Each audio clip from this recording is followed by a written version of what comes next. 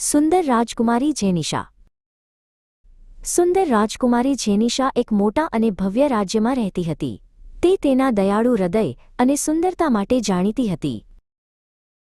જેનિશાને બગીચામાં સમય પસાર કરવો ખૂબ ગમતો. તે હંમેશા નવી વસ્તુઓ શોધતી અને ફૂલો સાથે વાતો કરતી. એક દિવસ જ્યારે તે બગીચાના સૌથી જૂના ભાગમાં ગઈ ત્યારે તેને એક વિચિત્ર છોડ દેખાયો.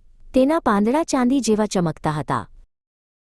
આ છોડને જોઈને જેનિશા ખૂબ જ ઉત્સાહિત થઈ. તેણે ક્યારેય આવો છોડ જોયો ન હતો.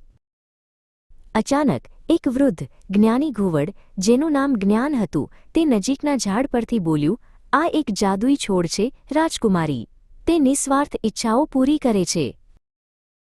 જેનિશાએ વિચાર્યું કે તે કઈ ઈચ્છા માંગી શકે.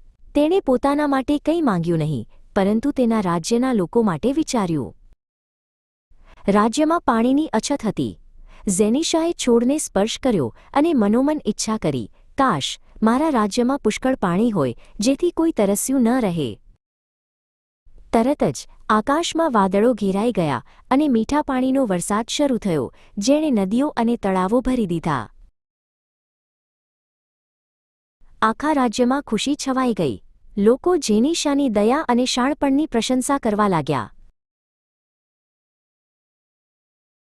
રાજકુમારી જેનિશાએ શીખવ્યું કે સાચી સુંદરતા બાહ્ય દેખાવમાં નહીં, પરંતુ દયાળુ હૃદય અને નિસ્વાર્થ કાર્યોમાં છે.